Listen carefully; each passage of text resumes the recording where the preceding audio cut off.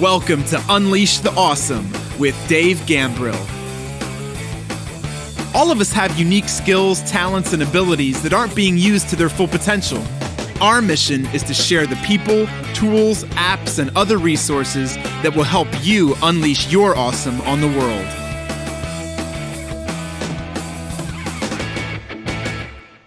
Yo, what's up? It's Dave. Welcome to another episode of Unleash the Awesome. Today, let's talk about what I think are two of the most powerful words in the English language.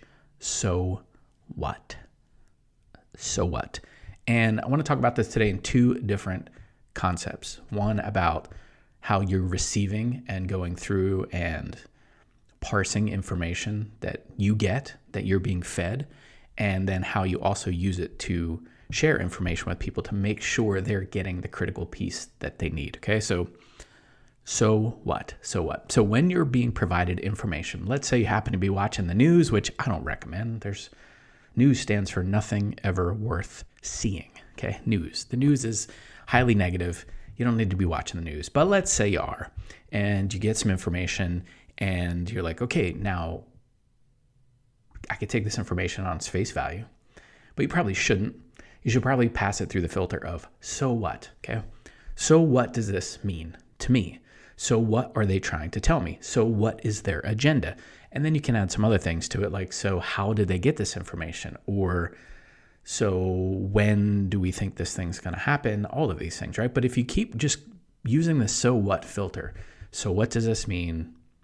So what initiatives do they have? So what is their bias?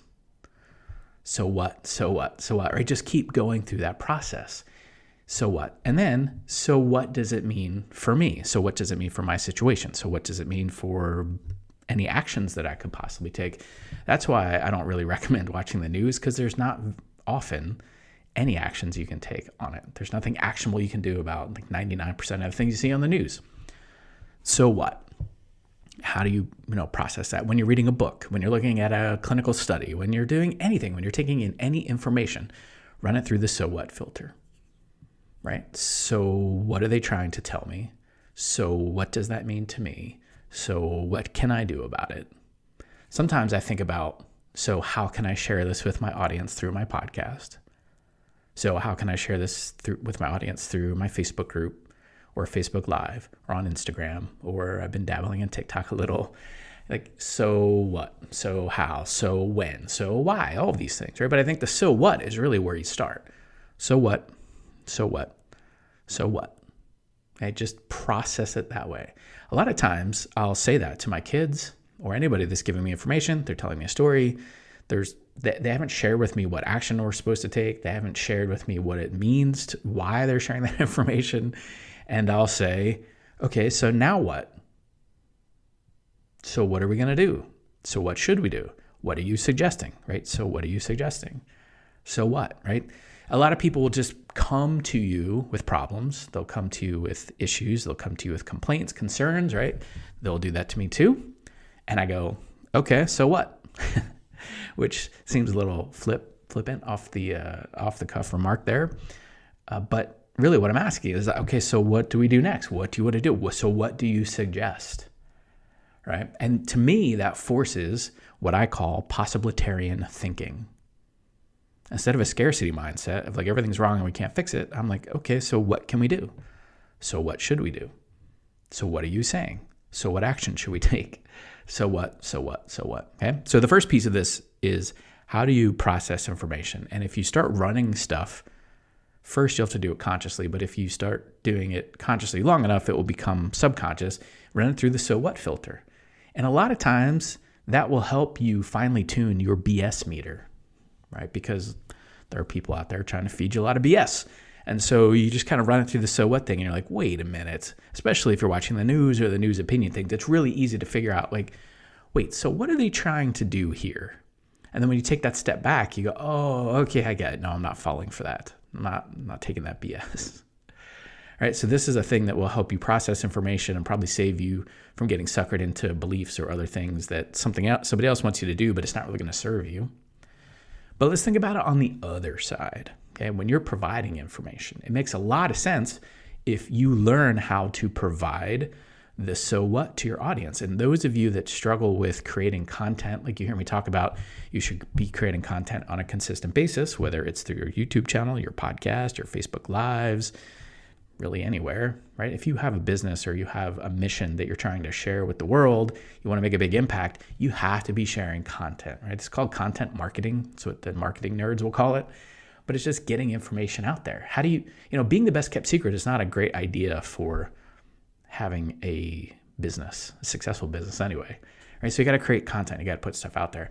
And so a lot of people I know will struggle with the idea of, Dave, I don't know what content to create. I get that a lot. Dave, what should I be doing? I don't know how to create content. And what I do is I teach them this methodology that I've called who's the who, so what, right? So there's the so what piece. The who's the who is your audience? Who are you talking about here? Who are you talking to? Who are you serving? What is that? What is your niche? What is your ideal customer avatar? Whatever you want to call them. Who are you talking to? And then you just go out and live your life and do your things and go about your day and run some errands. Like I'm recording this on a Monday morning. And after this, I'll be going out to go do some grocery shopping and pick up some stuff. And in a little while, I got some travel that I'm going to be doing. So I need to think about preparing for that. And so while I'm doing all of those things will happen. I'll run into situations. Something will happen at the checkout counter at the grocery store. Something will happen when I go to the travel place to talk about some of my travel stuff. Like there'll always be things happening. If you're living your life, stuff happens to you. But then what I do is I just translate some of those things that happen to me in my everyday experience as a human being to my audience. And I'll give you a really good example that's marketing specific. So a few months ago, I went to get a new key made. Right? We need to get a replacement key for our shed. So we had one key, but I wanted to have a backup. And so I went to Home Depot, and they have this kiosk there where you can just stick your key in there and it'll make you a new key. All right, it's pretty cool. They're called Minute Key, some other things. I forget which one Home Depot has, but it's just like a little machine that does that. And when I did it, I put it in there and I just wanted a basic key, just a replacement key. I didn't need anything sexy or awesome, just a key. But of course, this machine was trying to upsell me. Hey, do you need this special kind of key? Do you want to get a key that has the New York Yankees logo on it or the Philadelphia Phillies logo on it or whatever? Because I live in that market. I live in New Jersey. So we get fans from all those teams, the Mets, right? All the New Jersey, New York, Philadelphia teams pretty much. So they're asking me all those questions. I'm like, no, I don't need any of that. This is for the shed. No. I don't need my identity to be tied to a key, right? But it's a sales funnel that's happening on this machine. There's a sales funnel and process. They're essentially giving me a one-time offer or like an upsell. And I'm like, no, I don't need this. So then I go through the process. It's making the key. It's grinding the key, which takes like a minute or two. And I'm just standing there kind of doing nothing. And then, of course, something pops up on the screen that says, oh, would you like another of the same exact key for half price? And I was like, I guess it wouldn't hurt to have one. So I said, yeah. So I took that one-time offer because I'm like, half price, whatever. And mind you, we're talking about all told like a $3 transaction or a $5 transaction. It was not a lot. It was less than $5 total for all of this. But as I was going through that process, I was like, wait a second. This is a sales funnel. This is a pretty good sales funnel. Look at this one-time offer and this order bump and this upsell and all of these things. So I started thinking about it. So I then did it again. I went through the process again. I didn't buy anything, but I went through the process again, and I just took a second to take a picture with my phone of the different screens.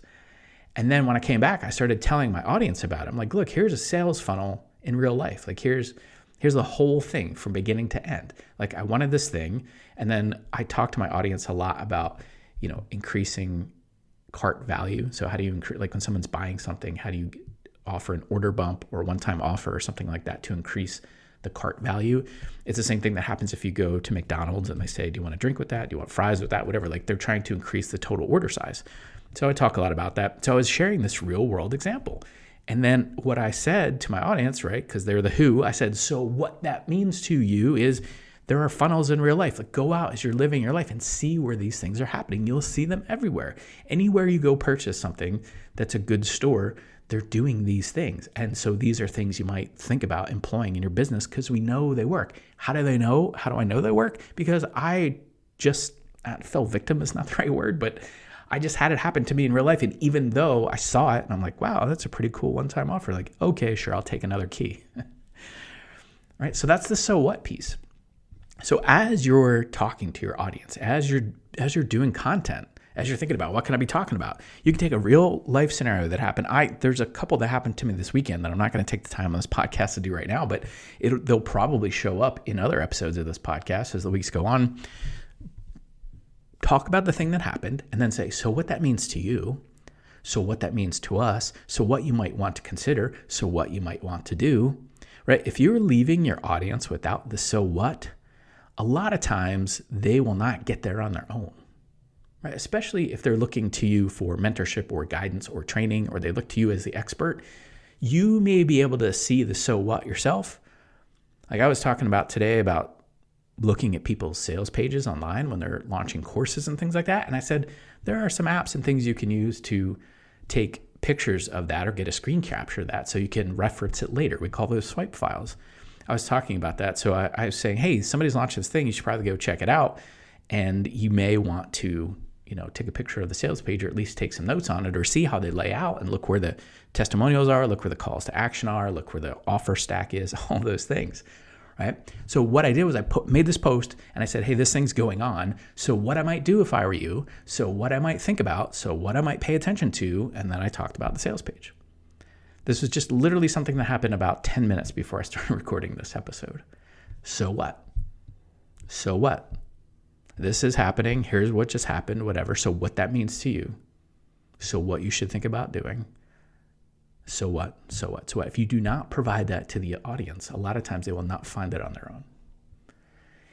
Now that I've told you this, if you go back and listen to some of my episodes, or you hear some of the upcoming episodes of this podcast, or you look at my YouTube videos or wherever you happen to follow me, you'll hear me a lot of times say something like, so what I would encourage you to do, so what you might want to think about, so you may want to look at this thing, right? It's not always as clear as so what, but you'll hear me say essentially like the moral of the story is, and then you go, right? So the format for me really is, especially in this podcast, tee up an idea, tell a little story about it, and then provide the so what. That's it.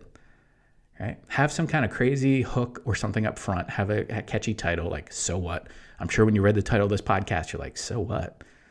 Wow, what's this about? Like, that's a little sassy. So what? And then you get in, you're like, oh, okay. And then you hear me. And if you go back, you'll see, this is what I do. Or you'll hear, this is what I do.